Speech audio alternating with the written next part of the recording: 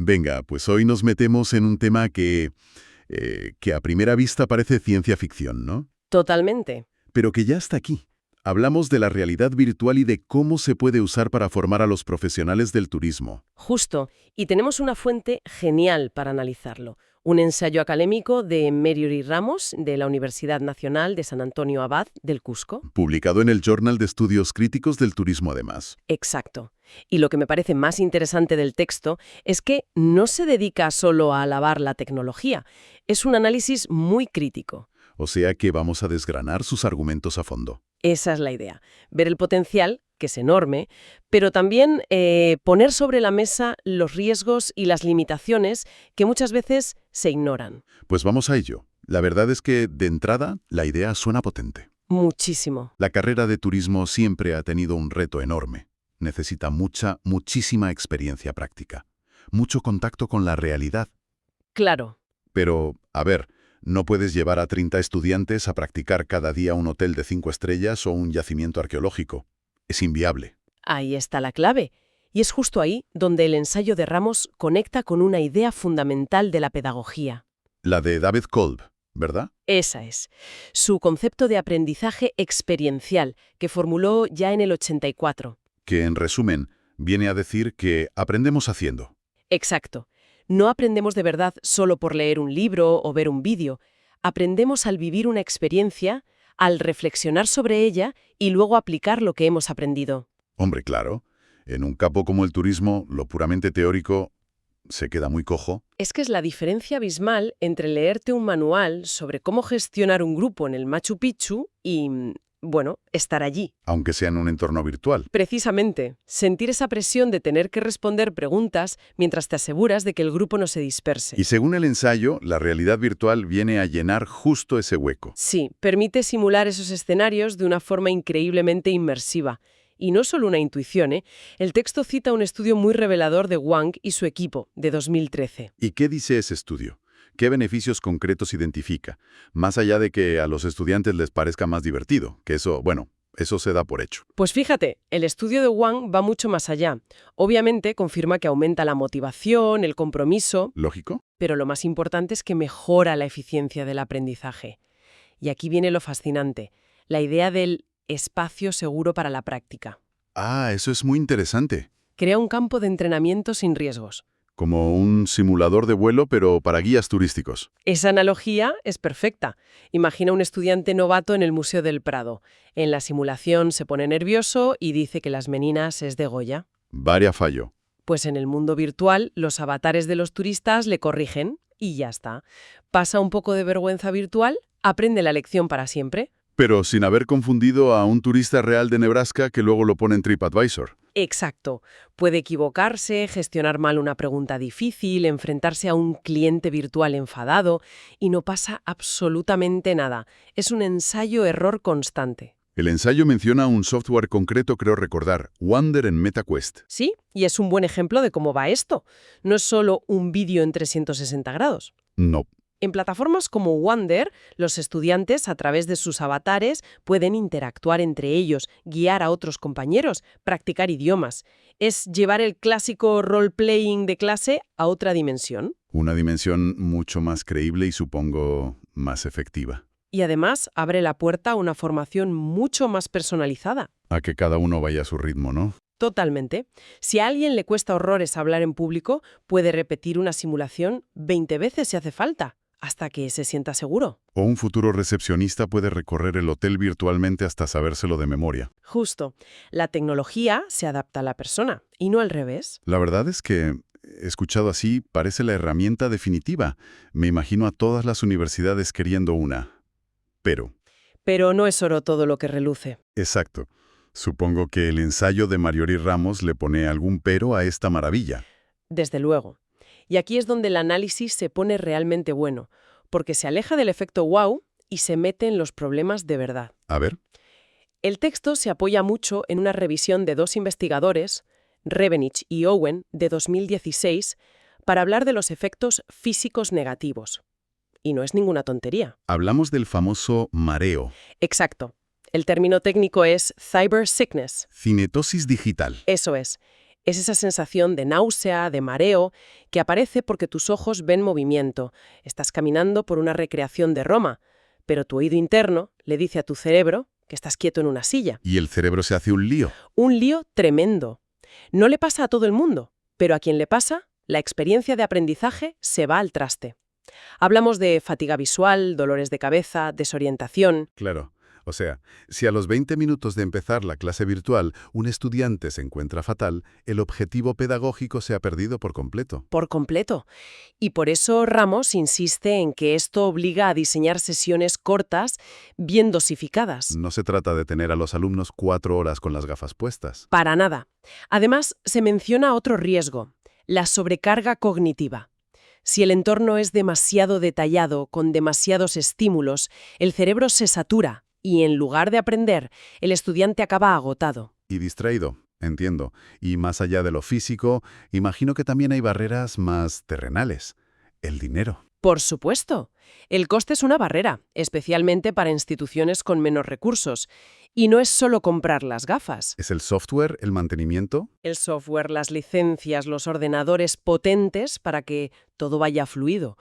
Aunque el ensayo matiza, y es verdad que es una tecnología cada vez más accesible, la brecha digital es un factor muy real. En el texto se hablaba de un riesgo que me pareció muy curioso. Que fomente el individualismo. La imagen de cada estudiante metido en su burbuja, ¿sabes? Aislado. Sí, pero es interesante cómo el propio ensayo desmonta un poco ese miedo. Ah, ¿sí?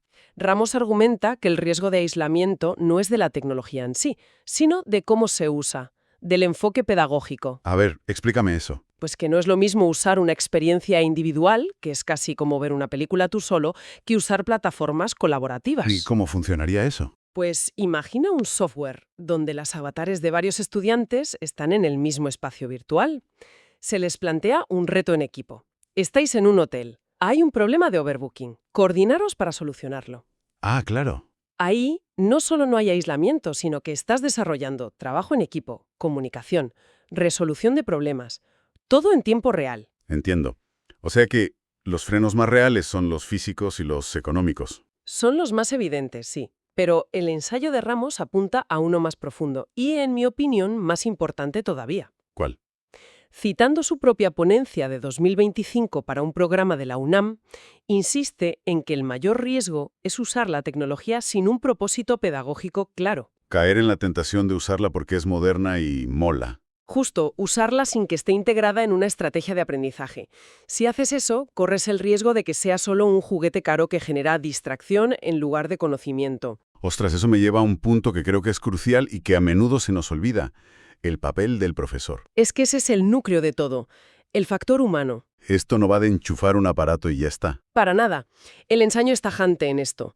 La efectividad de la RV depende de la mediación pedagógica. De nuevo, citando a Ramos, se necesita que los docentes estén capacitados no solo para manejar el cacharro, Que también. sino para diseñar experiencias de aprendizaje con él. ¿Y qué implica eso exactamente? Saber encender las gafas y poco más. ¿Qué va? Implica una formación pedagógica completamente nueva. El profesor tiene que ser un diseñador de experiencias, tiene que saber responder a preguntas como ¿para qué objetivo me sirve esta simulación? ¿En qué momento la introduzco? ¿Cuánto debe durar para no causar fatiga? Y sobre todo, ¿cómo conecto lo que han vivido en el mundo virtual con la teoría que vemos en clase? Exacto. El docente debe ser el director de orquesta. La pregunta clave no es ¿usamos realidad virtual?, sino ¿para qué la usamos y cómo? Sin esa formación, la tecnología se queda en un mero espectáculo, un fuego artificial. Muy vistoso, pero con cero impacto educativo real. ¿Un juguete caro? Y por lo que deja entrever el ensayo, parece que todavía falta bastante investigación para saber con certeza cuál es ese impacto real, ¿no? Sí, el texto hace un llamamiento muy claro a promover más investigaciones sistemáticas y pone el foco además en el contexto latinoamericano. ¿Por qué es importante ese matiz del contexto? Porque las realidades económicas, culturales y educativas son distintas. No puedes extrapolar sin más un estudio hecho en Estados Unidos. Es necesario evaluar de forma rigurosa cómo afecta la RV a variables como la motivación del estudiante de aquí, su autoeficacia. La confianza en sí mismo. Eso es, su rendimiento académico. Y claro, seguir estudiando los efectos adversos. Necesitamos datos locales para tomar decisiones informadas. O sea que la conclusión es que no basta con que el rector de una universidad decida invertir un dineral en equipos y los ponga en un aula. Exacto. El mensaje del ensayo es que se necesita una implementación informada y crítica, no una adopción ciega de la última moda. Que por cada euro invertido en hardware, Tiene que haber otro, o incluso dos, invertidos en formación para los profesores y en investigación para entender qué funciona, qué no y por qué. bien. Después de este repaso tan completo, si tuviéramos que destilar la idea central, el gran titular que nos deja el análisis de Marior y Ramos, ¿cuál sería? El titular sería que la realidad virtual es una innovación pedagógica con un potencial brutal, pero siempre como un complemento y nunca como un sustituto. No viene a reemplazar las clases teóricas, ni por supuesto las prácticas en el mundo real cuando sean posibles. Su valor está en facilitar ese aprender haciendo. Justo, ese aprendizaje operativo que es tan vital en una carrera como turismo. Pero eso sí, con una letra pequeña muy grande. Unas condiciones muy claras. Clarísimas. Su éxito depende, primero, de que esté integrada en un diseño didáctico planificado. Segundo, de la mediación de un profesorado bien formado. Y tercero, de tener siempre en cuenta el bienestar del estudiante. La duración de las sesiones, los mareos. Todo eso. En definitiva, la tecnología es la herramienta, pero la pedagogía es la que le da sentido. Sin eso, no es más que un efecto especial. Queda clarísimo. Al final, este análisis de Ramos nos devuelve a una idea casi tradicional. Por muy inmersiva y futurista que sea la tecnología, el factor humano sigue siendo la pieza clave. Absolutamente. El profesor que diseña la lección y guía al alumno. Y fíjate, para terminar, el ensayo se centra mucho en preparar a los estudiantes para el turismo contemporáneo. Para el de ahora. Sí, pero si le damos una vuelta de tuerca a esto, surge una pregunta todavía más profunda. A ver. ¿Y si estas herramientas se usaran no solo para simular el presente, sino para modelar y entrenar a los profesionales para el futuro del turismo? Ostras, eso cambia la perspectiva por completo. ¿A qué te refieres? Pues piensa en simulaciones que no recreen el mundo como es, sino como podría ser. Por ejemplo, entrenar a futuros gestores para una crisis sanitaria. O para gestionar un destino sostenible bajo escenarios de cambio climático. Justo. Ver el impacto de una decisión en un ecosistema virtual antes de que sea demasiado tarde en el real. Es una idea muy potente. Ya no es una herramienta de formación, es un laboratorio de innovación. Podrías diseñar experiencias turísticas totalmente accesibles para personas con movilidad reducida, probando rutas en un museo virtual y eliminando barreras antes de construir nada. Claro. A eso me refiero. La herramienta podría servir no solo para aprender lo que es, sino para construir y perfeccionar lo que podría ser, para formar a profesionales que sean proactivos ante los retos del futuro. Y no solo reactivos a los problemas del presente. Exacto. Y esa me parece a mí es la verdadera revolución que esta tecnología podría traer a la educación.